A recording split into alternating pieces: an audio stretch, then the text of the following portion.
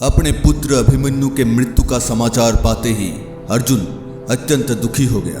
जब अर्जुन को यह पता लगा कि निहत्थे अभिमन्यु को जयद्रथ ने छलपूर्वक पीछे से वार किया था, तब अर्जुन और भी ज्यादा क्रोधित हो उठे और प्रतिशोध की ज्वाला में जलने लगा और प्रतिज्ञा किया, मैं कुंती पुत्र अर्जुन प्रतिज्ञा करता हूँ, कल संध्या सूरज ढलने से पूर्व अगर मैं जयद्रथ का वध नहीं कर पाया तो इसी रणभूमि पर अपना चिता बनाकर आत्मदाह कर लूंगा। नमस्कार दोस्तों, अगर अभी तक आपने हमारा चैनल जादुई किस्से को सब्सक्राइब नहीं किया है तो जरूर कर लीजिए, क्योंकि हम आपके लिए ऐसे ही रोचक और जादुई किस्से हमेशा लाते रहेंगे। अर्जुन की प्रतिज्ञा सुन जयद्रथ थर थर कांपने लगा और तुरंत जाकर द्रोणाचार्य के पास पहुंचा।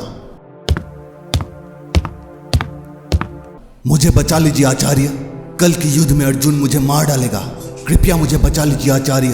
तब द्रोणाचार्य ने उसे आश्वासन दिया और बोला, जयद्रथ, कायरों की भांति आचरण मत करो, तुम्हें डरने की कोई आवश्यकता नहीं। कल की युद्ध में मैं एक ऐसा व्यूह बनाऊंगा कि अर्जुन तुम्हें ढूंढ ही नहीं पाएगा और कल का पूरा दिन मैं अर्जुन के साथ युद्ध करूंगा। अब जाओ, निश्चिंत होकर रहो। अगले दिन जब युद्ध शुरू हुआ, अर्जुन की आंखें जयद्रथ को ही ढूंढ रहा था, किंतु वह कहीं नहीं दिखा।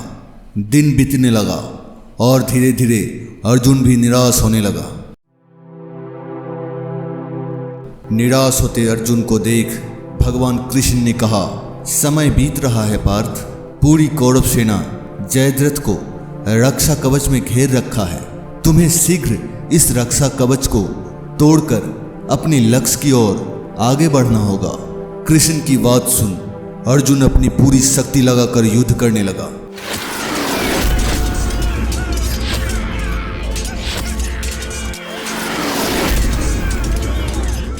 कौरव सेना का कोई भी योद्धा अर्जुन के सामने टिक नहीं पा रहा था। क्रोध की ज्वाला में जलता हुआ अर्जुन घायल शेर की तरह शिकार कर रहा था, लेकिन फिर भी अर्जुन जयद्रथ तक पहुंच नहीं पा रहा था। कुछ देर बाद संध्या होने वाली थी, तभी श्री कृष्ण ने अपनी माया शुरू कर दी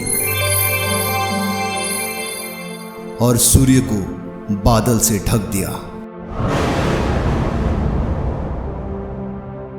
परंतु प्रभु कृष्ण की माया किसी को समझ नहीं आया।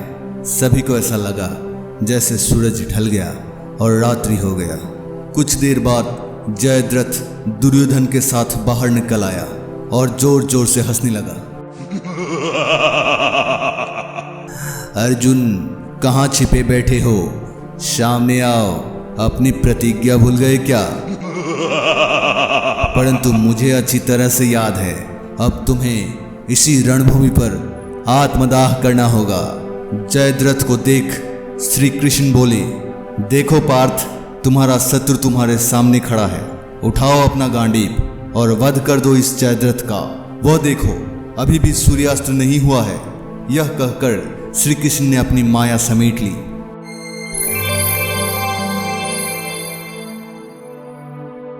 बादल के हटते ही सूर्य चमक उठा और सबकी निगाहें आसमान में सूर्य की तरफ गई।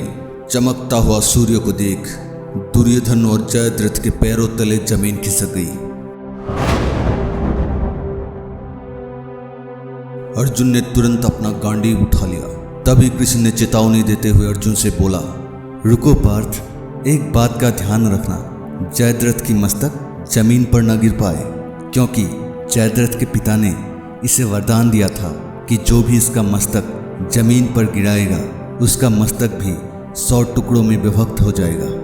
तब अर्जुन ने कृष्ण से पूछा, वासुदेव, इससे बचने का कोई तो उपाय होगा, कृपया मुझे उपाय बताइए वासुदेव।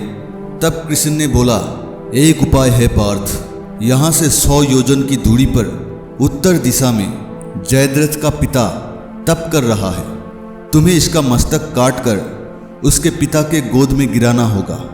इसके बाद अर्जुन ने अपनी लक्ष्य की ओर ध्यान कर बाण छोड़ दिया।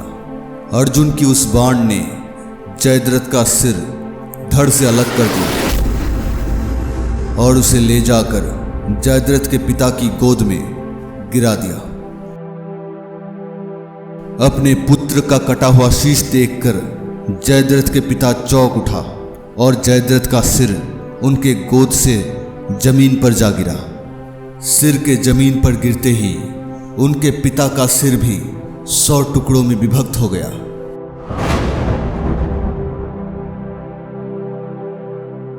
इस प्रकार अर्जुन ने अपने पुत्र अभिमन्यु की हत्या का बदला लिया और अपनी प्रतिज्ञा भी पूरी की।